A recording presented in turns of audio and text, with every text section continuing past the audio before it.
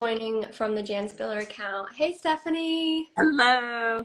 Good to see you. Good to see you. So, a little bit about me and Stephanie. We met in Portland back in 2018 or 2019. And Mhm. then she gave me my first astrology job and has been a great friend and a mentor to me ever since. And we still work together at Jan Spiller making content. And she's writing a book that Jan started. And she's finishing it and it's coming out in 2025. And we're very excited about it. Thanks, KJ. Well, I'd say I was super happy to meet you, and that the Jan Spiller site scored when we scooped you up. Aw, that's really nice. Yeah. I'm excited to talk to you about 2024 astrology coming up ahead of our workshop. That's going to be like a very interactive co-creation manifestation for 2024. So this is like a little teaser and giving you some of the details, but not all the details because we're going to cover a lot more in a 3-hour workshop. So Yeah. this is going to be very short and we're going to answer some questions just to get you ready for the end of the year and 2024.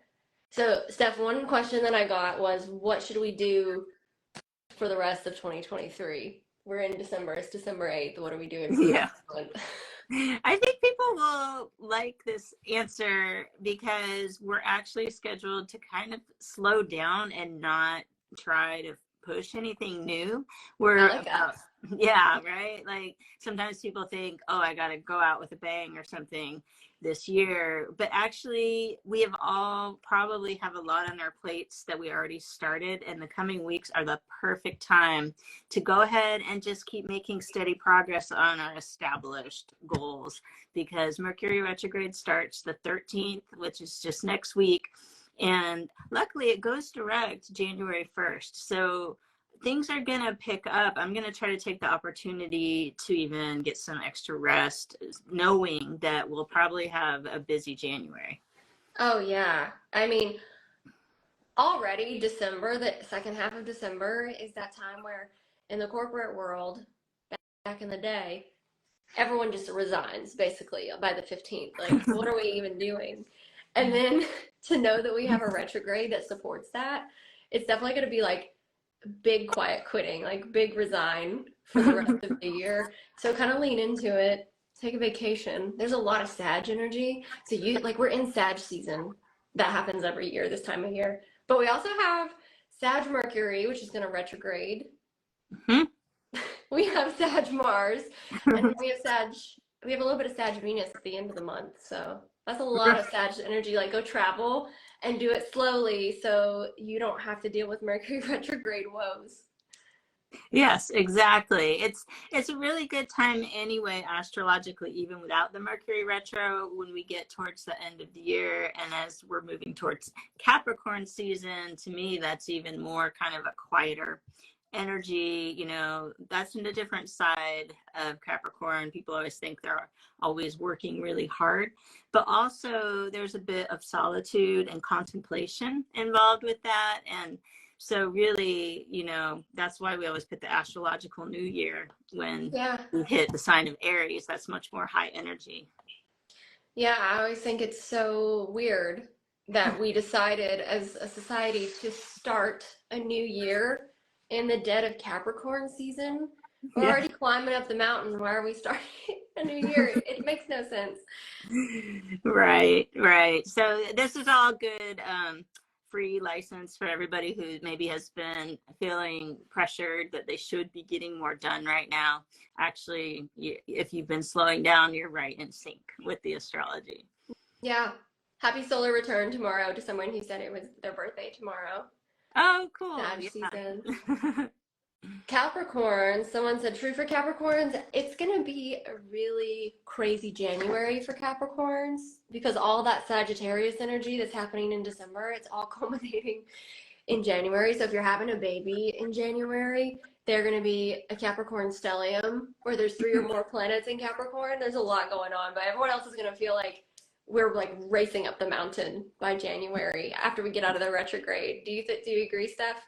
Yeah, and as somebody with a Cap, Moon, and Mars, I'm actually very excited about this. Like, Wow, that's I lucky. love getting things accomplished, but in the right timing. I'm totally happy to rest when it's time to rest.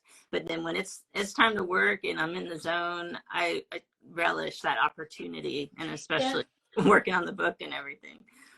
Yeah, you're gonna write a whole book in January, the whole rest of the book. Maybe I'll get really ahead of schedule. That'd be something. Yeah, I feel like anything that you want to do in 2024 that needs heavy lifting, start it like January 5th. Yeah, that would be great, really. And then you get some nice open space. We don't hit a Mercury retrograde again until April. So we're going to have nice opportunity to make the most of the first 2 months of the year. Right. April Fool's Day is when retrograde starts again. Making all of us look like a fool. But Steph, what is your take on the retrograde of the rest of the year? So it's going to be partially in Capricorn, and then it's going to retrograde into Sagittarius, changing the mood. What do you think about that? Well, I think when it's retro in Capricorn, the way it's starting, people will maybe feel like a little bit like finishing up projects, kind of task oriented. But then the retro it goes into Sagittarius. It could probably the 24th. I was just looking at the ephemeris. When it moves back, that could be more like reconnecting with your friends, like trying to relive some good memories, have some good experiences, more laid back probably. Yeah, it also seems like a really good time to go back to a place you love, like take a trip somewhere that you know and love, like revisit somewhere in that Sagittarius fashion. Because Capricorn energy feels very like controlled and stoic and like we're gonna filter ourselves, and then the Sagittarius Mercury retrograde is like, let's have a party. I'm gonna say how I feel, what I think, and then let's make it fun and go celebrate somewhere that we've loved before. Right. It's also kind of a flirty energy. So if I had to guess when somebody's ex might show up and start trying to start something again, I'd pick the Sagittarius half of the retrograde. If there ever was a Christmas to deliver the stereotypical Hallmark movie of like you go back to your hometown and hook up with the cute farmer down the street who you knew in high school, this is that Christmas. Totally. Yeah. There's some romantic capabilities there, but then some people may not want to reconnect with their ex. So, but with Sagittarius, there's somewhat of an optimistic spin. So it may end up feeling good just to gain some kind of closure also. Yeah. Yeah. I like that. We hope. We hope. I'll take it. It was better than all the Venus retrograde / Mercury retrograde we went to this summer. Once we do that, we can survive anything. Exactly. Yeah, it's a much easier start to the year because last year we were within a Mars retrograde and a Mercury retrograde when the year started. And it took forever. Like it felt like it was almost March before it started clearing shadow phases. And so I think this is going to feel really different. When I've been telling people it goes till the 1st of January, they're saying, that's it? I'm like, yeah, it's just a Mercury retrograde. You're just so used to double retrogrades at the beginning of the year. Yeah. Whereas last year did not. That was rough. Yeah. We're going to have more opportunity, to feel like we're getting something really different, and not just with the inner planets. I mean, you may want to mention Pluto. We don't want to give too much away, but there's some groundbreaking astrology happening next year with Pluto. Oh, yeah. Well, we've already had a little bit of a taste of it from late March to early June of 2023. But we're going to get the full range of Pluto in Aquarius in the first few degrees for most of the year. So starting out in January, and then it will retrograde. Do you know what month it retrogrades off the top of your head, Steph? I could probably access that information. I think it's September 1st. Okay, yeah. So it retrogrades back into Capricorn a little bit, and then Capricorn, you're almost done. You're not going to have to deal with it once we get into the tail end of 2024. And then 2025, it's full Aquarius. Like the whole 2025 is all Pluto Aquarius. November 19th, it's back. That's the Yeah. official shift of Yeah. 2020. Yeah. And it will be there for 20 years, just about. Yeah. This is big, and it may seem big in retrospect, because sometimes right when something is sort of pivoting like that, you don't realize how big of a year it was until the year has gone by. And Well, then if you remember kind of what was going on in March last year, that was when ChatGPT came out, or everyone started talking about it. And there were some big changes in the crypto sphere too. Like it burst, went really high, and I always think of Aquarius for crypto and AI and things like futuristic technology, very Aquarius. And so when we have Pluto moving through there, we're going to refine and renew all of those things. And we usually have to have a period of seeing how it's screwed us up in a way, Mhm. kind of what we did with Pluto and Capricorn, where we Yeah. were trying to figure out like how our economic systems really work for us, and we're still trying to figure that out. We are running out of time.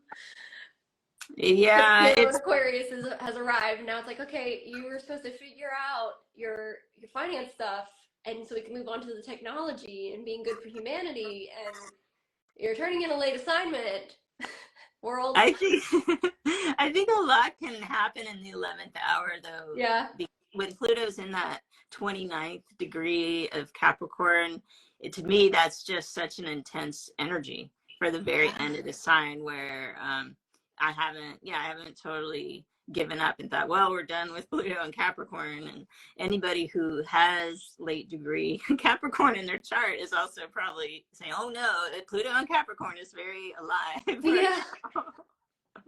Yeah, so I agree with you. I think a lot will happen this year as far as economy. Because I also wanted to ask you about this one transit. It's particularly the Jupiter and Uranus conjunction that happens around April 21st. And it's going to happen during a retrograde of Mercury. And that's also when the sun moves into Taurus. So what do you think about that stuff? That's a lot.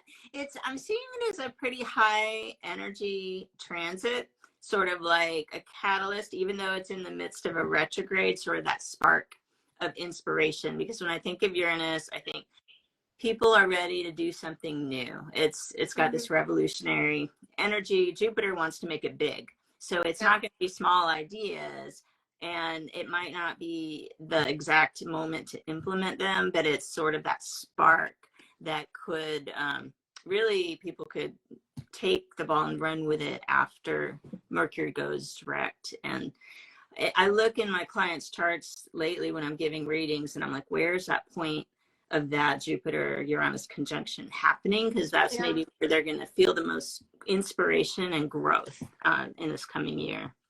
Interesting. Yeah. I'll have to unpack that a little bit more. I think it's happening exactly on my Mercury. That also um, brings me to another question that someone had. Well, that brings me to the answer of a question that someone had, which was which signs are going to go through the most change this year? And my gut reaction was Libra and Aries because of the eclipses, mhm. but then also Aquarius because of Pluto, but only if you're on the very start of Aquarius. Like if you have an early degree Aquarius moon or rising, or if you were born January 20th, 21st. But so Yeah. not all Aquarius. Right. It's the cuspers. So you Yeah. could think, are you on the cusp of Capricorn, Aquarius? You're in it. You're feeling it. It's happening even now. But if Yeah. you're actually at that zero Aquarius, once it's in the sign of Aquarius, you'll really know when it's happening. So that, I think you're spot on with your assessment of that. And then middle degree Aries or Libra people for some of the eclipses, Oh, that's happening, or this North Node in Aries that's happening. yeah. Yeah. I mean, you're in Aries, so it should be good for Aries, like redirecting. Maybe that'll cancel out some of the Capricorn moon trauma that you're having from Pluto. So maybe that should be a good thing for you and I'm for any almost other people done. with But Aries. yeah, absolutely. And yeah, I don't think people should fear Pluto, because a lot of times when you're done, I've been having 3 Pluto transits for several years now, and And I think it really helps you realize your inner strength and feel that you can handle way more than you think you can. So it's confidence building, and it doesn't have to be catastrophic.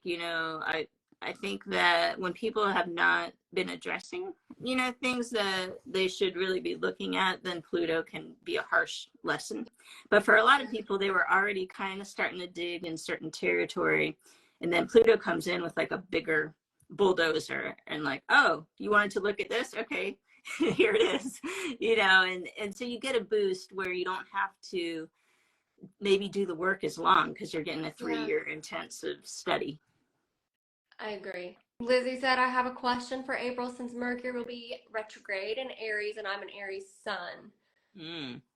It's a good question. Ooh. I do feel that if Mercury is retrograde in your sign, that you probably will feel it more than other people. It's more personal. The other signs that usually feel the Mercury retro strongly are the ones that are ruled by Mercury, right? So the Geminis or the Virgos. But and you can attest to that, maybe, even though you were born under it, KJ. Yeah, because I have 6 or 7 retrograde planets, and I just don't feel retrogrades. I actually really love them, and I feel very creative and direct, and things really work. So if you have Mercury retrograde in your chart, you might enjoy the time to be really creative and write and not deal with other people because they're going to be going through it. So if you can kind of hermit and work on your own, you're going to be in the best hands. But Mercury retrograde is not that scary. Like, there's so many other harsh transits. Mercury retrograde is just an invitation to rest and slow down. Like, the ancients already did that. We just have a really hard time doing that in Western society because everything is in this like 9 to 5 continue the wheel structure. So it's just, don't make as many plans. Rest. I think it's especially hard for Aries, right? So if you're an Aries and you love doing things, that's where patience is required during these retrograde cycles and not expecting things to happen as quickly as you can usually make them happen. You're going to have to really get a more laid back attitude and try to embrace, the downtime you do have, because once you're up and running again, as we know, I'm an Aries, then don't worry, you'll have plenty of time for doing, Yeah. Plenty of time for doing. Plus, Aries is in good hands because the North Node is there, ushering you into your version of your highest destiny. So, and the eclipses are important for that, which we're going to talk about in our workshop. But that's a big, vast subject for another day. We're going to talk about that in our workshop on January 6th. So if you want to join us, go to my website and go to the shop and get your ticket so you can come hang out with us. We would love that. Yeah, it's a really personalized event because we don't just talk at you for 3 hours. Anyone who's attended in the past, you get an opportunity to kind of digest the information, and we'll be doing a little bit of journaling during our time together. And I think, people really get the sense that this is for them to use the information for their new year, not just a presentation with a lot of numbers and planets in it. Yeah, and we're adding something special this year that we haven't done before, which is like more about lunar goal setting and working with the moon for manifestation purposes. So I'm excited about that part too. And it's going to be a really good, dense 3-hour workshop, and it's also going to be recorded. So if you can't make it live, it's going to be at 12 o'clock Pacific on Saturday, January 6th. But yes, enough on that. I saw one other question pop through. Oh, this is juicy. Is there any indication from the planetary movement that the pandemic is coming back? I think absolutely not. Yeah. Right. 2020 astrology was insane, and we're not going to have that again. It's true. That's a good way to look at it. We never get the same exact lineup. So, or if the history repeats itself, it can be like hundreds of years later. So I think any new curveballs that come our way are going to be something possibly that we haven't even considered. Kind of way the pandemic snuck up on us, and I never had that in the forefront of my mind. That was sort of a surprise. And with Aquarius, Pluto moving into Aquarius, to me, it's the unexpected. There's an element of surprise, and that indicates it's probably not something that we've gone through before. Yeah. Yeah, I guess with the way that technology has progressed, there are going to be things that we don't know exactly how to even quantify it. Because some of the stuff I looked at with 2025, I'm like, oh God, like from my point of view, like I think of like nuclear stuff, like stuff we don't want to talk about. But it's also there's so much more technology. Like so someone like me who knows nothing about war is like, oh, nukes, that sounds awful. But I don't know anything about that. So there's probably all this new technology and other things that are going to be factors and things that we have to deal with. Yeah, I mean, we're doing a lot these days with space Yeah. exploration, and who knows, that's kind of another thing that Aquarius is associated with, and kind of discovering new worlds out there. So Yeah. that's, I'm not going to go as far as say there's going to be aliens or anything, but who knows. I welcome them. They might be smarter than us. You can sit with us.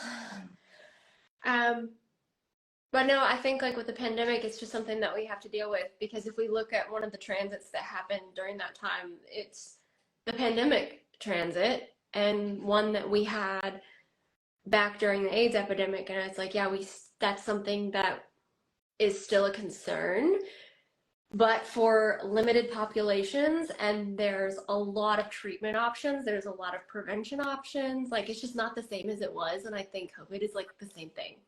It's just not what it was.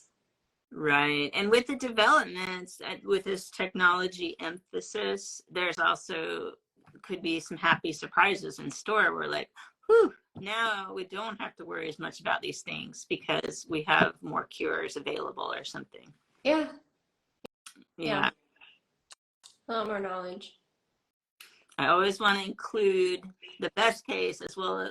People like to always wonder what the worst case scenario could be, but in reality, it's probably going to be somewhere in between the best and the worst case. But we've got to That's leave true. room to invite the best case in. Yeah, I agree. Best case scenario, and usually it's not as literal. It has been in the last couple of years. We've had a lot of literal astrology, but usually it's not. It's very symbolic. So if you think about astrology is just the study of the quality of time, and we're dissecting these symbols. What are these symbols trying to tell us? What are they trying to teach us? And it's usually not as literal as you might think. Exactly. Yeah, that's a good way to look at it. And we also have all of our free will to Yeah, decide, what choices we're going to make. So we're not at the mercy of all these energies, but it's great to know what yeah, might be coming up. 100%. Free will is very important. And, astrology, I always say, is like waves. Like you can choose to hop on the board and ride the wave, and it will take you to shore a lot faster. But you can also just whoop, go through the hump and you might feel it, but you're not really using it. But if you use astrology, and that's kind of what we're doing in our workshop, is showing you how to use the astrology effectively, is about how to get on the board and take the action so that it brings you to the goal that you want to reach. Absolutely. Yep. That's it.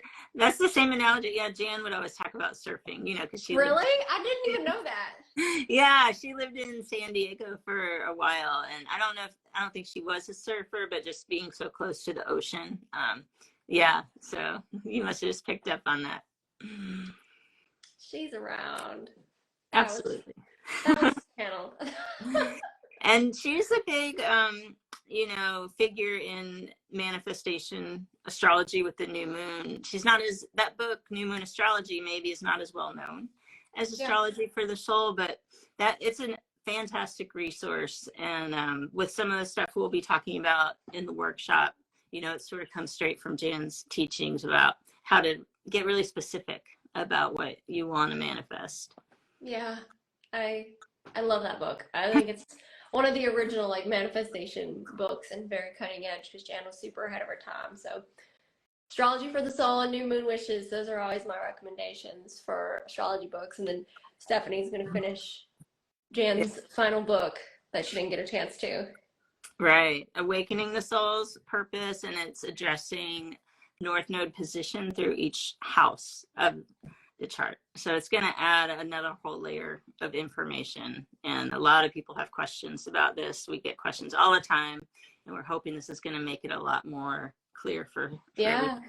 Well, because she lumped it together for simplicity's sake, which so many astrologers do, because you don't want to write 12 whole chapters on the signs and then 12 whole chapters on the houses. So she overlapped them and then later was like, actually, I have a lot more data. We need to talk about how the houses have a different implication. And so that's what this book is about. And it's going to be awesome. Yeah, it's very nuanced because you can't just say what you would say about Libra for 7th house, for example, because it depends what sign is mixing with it. It's very, that's the word I've been using, is kind of a nuance depending how, what sign your north node is, how it's going to react to that environment of the house. Yeah. Yeah, the houses are so important. I always think about how the house of my north node even feels more accurate than the sign of my north node in some ways, because it's super unique, whereas you share the same sign with people in your same age cohort and then people 18 years older or younger, so it gives you a little bit more nuance, like you said. It makes more sense, right? Because at first people were like, how could I kind of have the same mission as everybody born the same year as me? And Yeah. like, no, there's also the whole rest of your chart, and the house is a huge piece of that, and what other planets. So so this is an exciting area for me. And when we talk about 2024 astrology in the workshop, my mind always goes to houses, because I think, well, I wonder what house these eclipses are happening for people. And if you are able to bring a copy of your chart and kind of follow along, if you know enough to know where these placements are, you can think, oh, that Mercury retrograde is going through this part of my chart. That could be a clue about what might need to be addressed during that time period. Yeah, that's a really smart way of doing it.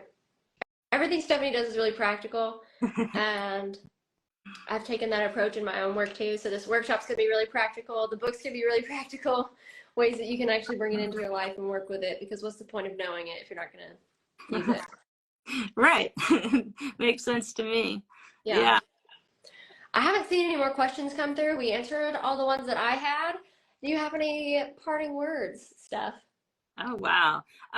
Just that, I look forward to this Create Your New Year event every year. It's been a long running event. I think we're getting close to 6 or 7 years at this point. You've done at least 3 of them, right? I think 2 or 3. And yeah, maybe more. Maybe more. I don't know. I don't remember. And so I think that it's a really good way to kind of get centered and look as if you're looking at a roadmap for the year ahead, and feel like you're excited and that you kind of have some ideas about what you want to do based on what you've heard about with the astrology. And it's just a fun way to bring people together that are really interested in this topic. We always end up having a lot of fun. Yeah, I love that. Anyone who always comes to our workshops are good vibes. You'll probably walk away with a friend in your town, because everyone's all across the world. So it's a good time. And again, I'll put details of where you can find tickets to join, but it's my website, kjalice.com, and it's under the shop, and it's under Create Your New Year, and it's linked on both Jan Spiller page and my page. So. And also my page, the Cardinal Fire Astrology. Oh, yay! I put a link to it as well. So, yeah. And we're registering right up until a couple days before the event, but get in soon. Tell your friends, the more the merrier. More the merrier. That's right. We're looking forward to it. Thanks for listening and dropping your questions. And if you watch this later, leave us a comment if you have any more questions, because we might bring them into the workshop. So if you watch this, leave a question in the comments, and you never know. Maybe we'll post it in the stories. Maybe we'll bring it into the workshop. Maybe both. So ask us questions. It always helps. And we appreciate you joining us. Happy Friday. Good weekend. Yeah. Bye, everybody. Thanks for coming. Thanks for coming. Bye, everyone. Thanks, Steph. Bye. Thanks, KJ.